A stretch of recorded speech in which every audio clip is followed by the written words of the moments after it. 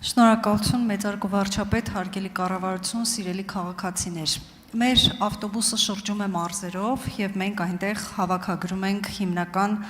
խնդիրները, որոնց հետ բախվում են մեր քաղաքացիները եւ ձեռնամուխ ենք լինում դրանց լուծմանը եւ հենց այս շրջանակներում հարցս ուղղում եմ կրթության, գիտության, սպորտի եւ մշակույթի նախարար Տիկին Ժաննա Անդրեասյանին։ Տիկին Անդրեասյան, ազգի պահպանման եւ ընդհանրապես պետության գոյության հիմնասյունը եւ ամենամեծ հիմնասյուններից մեկը մշակույթն է։ Մշակույթը մեծ մասամբ հիմնված է արվեստի վրա եւ շատ երկրներում, որոնք որ հասկանում են, որ թե պետությունը, թե ազգը առանց արվեստի եւ մշակույթի գոյություն ունենալ չի կարող, հիմնականում ֆինանսավորումը աջակցության տրամաբանությամբ է տրվում արվեստին եւ մշակույթին ընդհանուր առմամբ։ Եվ այն պահին, երբ որ տրամաբանությունը փոխվում է եւ դառնում է տնտեսական մրցակցության շրջանակներում, մշակույթը հատկապես արվեստը սկսում է մեռնել, ինչի արդյունքում նաեւ պետությունը եւ ազգը հատկապես իր առանձնահատկությունը կորցնում է, որովհետեւ մենք հատկապես արվեստաբաններս շատ լավ գիտենք, որ ամբողջը արվեստից հասկանում է ճիշտ այնքան, որքան հարբեցողը գինուց։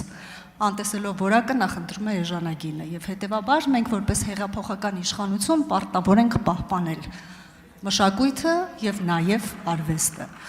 Այս տրամաբանությամբ հատկապես սահմանամերձ շրջաններում թատրոնները բավականին լուրջ խնդիրներ ունեն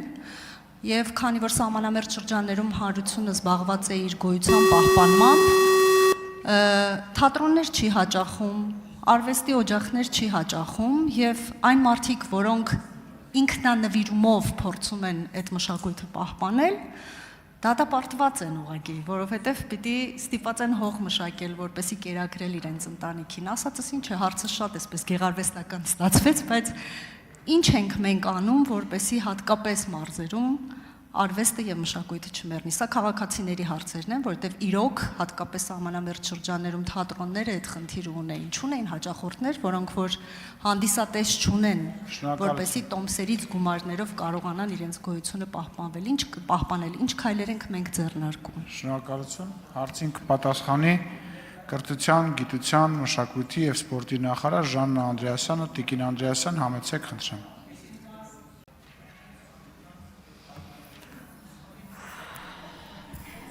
Շնորհակալություն հարցի համար, Տիկին Բադալյան, իրականում ես պետք է ձեզ հիշեցնեմ, որ մշակութային կյանքի ապակենտրոնացումը եւ մարզերում մշակութային կյանքի աշխուժացումը կառավարության ծրագրի կարևոր առաջնահերթություններից է եւ մենք այս ուղղությամբ անգամներով ավելացրել ենք ջանքը եւ վերջին տարիների մեր մարզային ծրագրերը եւ մարզերում իրականացվող տարբեր միջոցառումները կարծում եմ ավելի քան տեսանելի են եւ ակնհայտ են։ Գիտեք, օրինակ նախորդ տարի ֆիլհարմոնիկ նվագախումբը ամբողջ մարզային համերգաշար արեց, հանդես գալով ավելի քան 10 համերգներ ունենալով մեր տարբեր մարզային բեմերում եւ սա նաեւ հրաշալի հնարավորություն է բացահայտել այդ բեմերը։ Մեր տարբեր մշակութային հաստատություններ, թատրոններ, նվագախմբեր իրենց խաղացանկերում եւ իրենց տարեկան պլաններում ընդգրկում են մարզերում պարտադիր հյուրախաղերը եւ սա պետության պահանջն է, որովհետեւ մենք իրենց հետ կնքվող պայմանագրերում պարտադիր ենք դարձնում, որպեսզի նրանք մարզերում հանդես գան եւ այդ իմաստով օրինակ ձեզ հենց այս պահին սահմանամերձ բնակավայրերից էիք խոսում, այս շաբաթը թատերական շաբաթ է, գիտեք, որ մարտի 27-ը թատրոնի միջազգային օրն է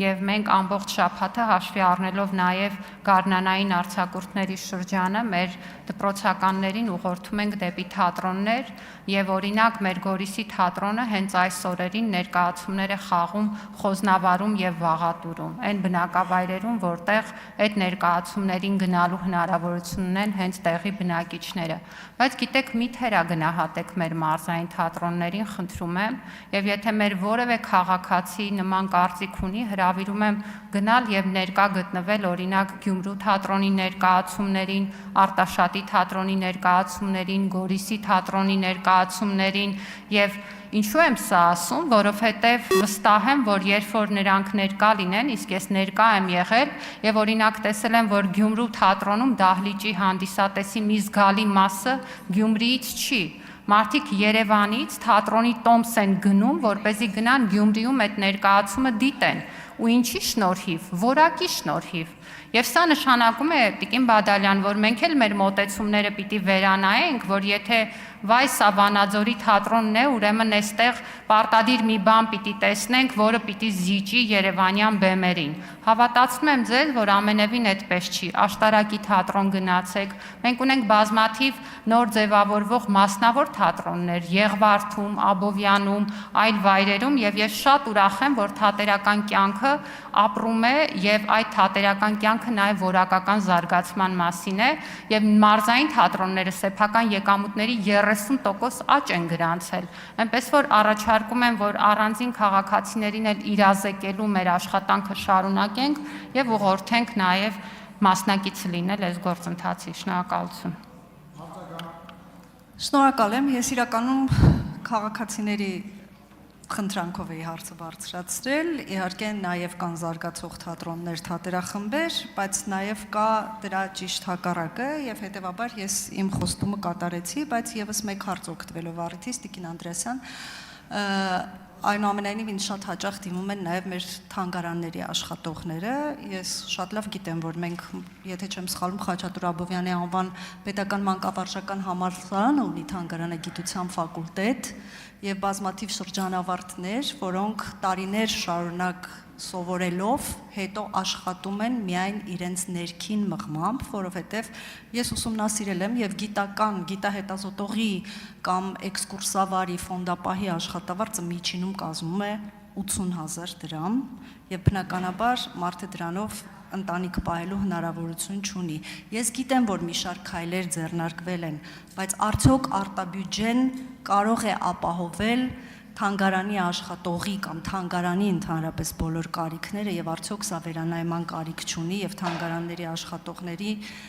որոշակիորեն հասկանալով, որ դրանք մրցակցության մեջ չեն կարող գոյություն ունենալ, բայց թանգարանները պիտի լինեն եւ կա նաեւ մեծ եւ փոքր թանգարանների նկատմամբ տարբերակված մոտեցումներ։ Այս հարցերում այս խնդիրները, որոնք ակտուալ են, սրանցով ինչ մոտեցումներ եւ ինչ քայլեր ենք մենք ձեռնարկում։ Շնորհակալություն։ Շնորհակալություն, Տիկին Բադալյան, իրականում